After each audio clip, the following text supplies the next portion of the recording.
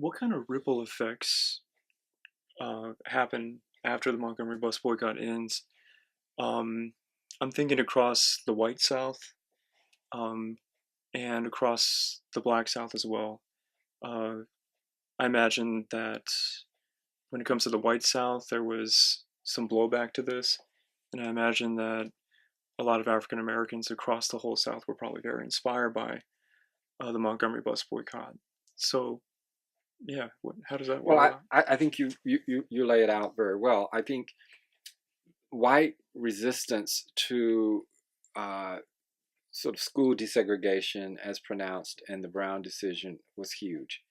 You get what's called and understood as massive resistance to school desegregation.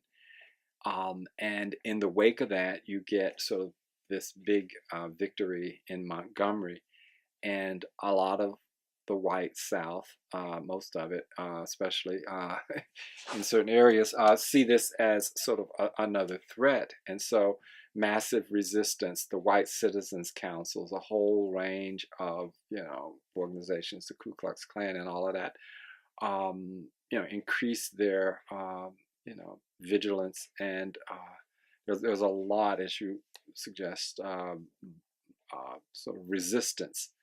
Um, so you see this, but the reality is that these statutes are now unconstitutional. So throughout the South, there are ways in which buses are now over time integrated. And this becomes, I think, very, very important. A victory, and a victory that people can see. There are these important photos shown of them taking down the signs in the Montgomery buses, and how all that, sort of, you know, a moment of joy, a moment of celebration, very, very important, and how this plays itself out in other places in the South, especially the urban South, New South cities, where they too now have to follow this law. Maybe we could wrap up this conversation by returning to Rosa Parks. And, I think there's some tough lessons that we often don't talk about. Um, she loses her job. Uh, she loses a lot of sleep because of the death threats that she's constantly receiving. Her husband actually is drinking a lot of alcohol because he's just so afraid that his wife will be killed one day. And they eventually, 8 months after the boycott, they decide to leave. They leave Montgomery and they head up to Detroit. And I guess I have two questions.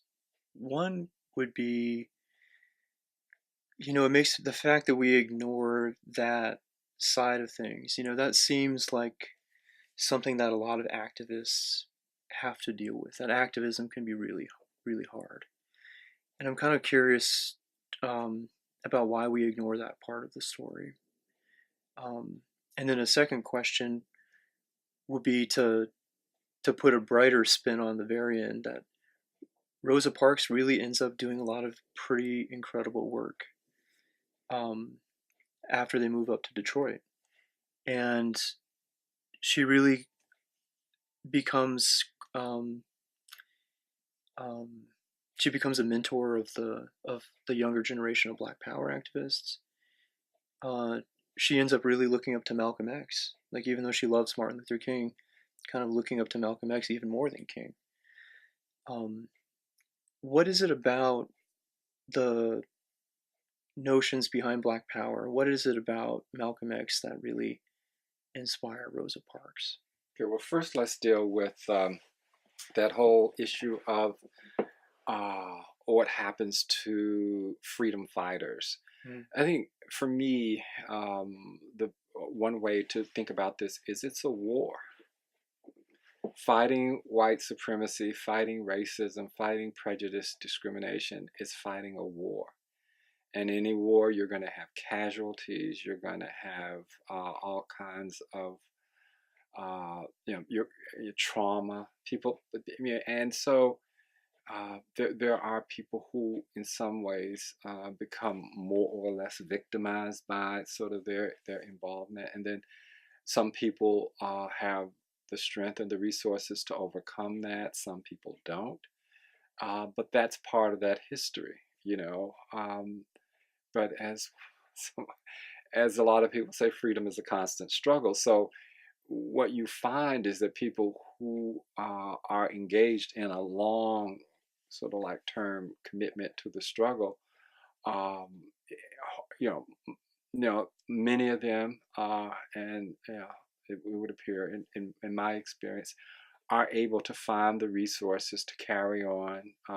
If they might suffer some economic reversal, or some sort of personal reversal, but ultimately they're able to journey on and ultimately try to figure out, well, where do we proceed now? And I think after the civil rights movement, you know, succeeded with the Civil Rights Act and the Voting Rights Act, I think the next logical way that a lot of people thought that the Black movement should proceed was sort of Black power, self-determination, a more racial nationalist sort of view. And Malcolm X personified that for a lot of people.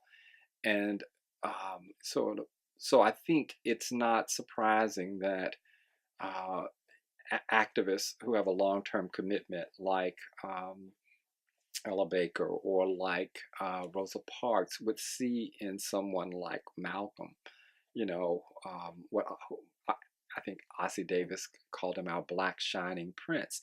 You may not agree with everything he says or he does, but he represents a politics, he represents a position, he represents a way of thinking and about and understanding the world that a lot of people sort of sympathized with. And so I think it's one of the things that's most inspiring about someone like Mrs. Parks and so many other people who came out of the Montgomery bus boycott is that they, even after the struggle formally ended, in 1956-57, they continue.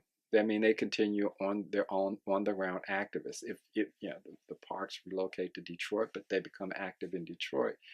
People like Mrs. Carr, who had known Rosa since they were little girls, she stays in Montgomery. The Montgomery Improvement Association continued to work as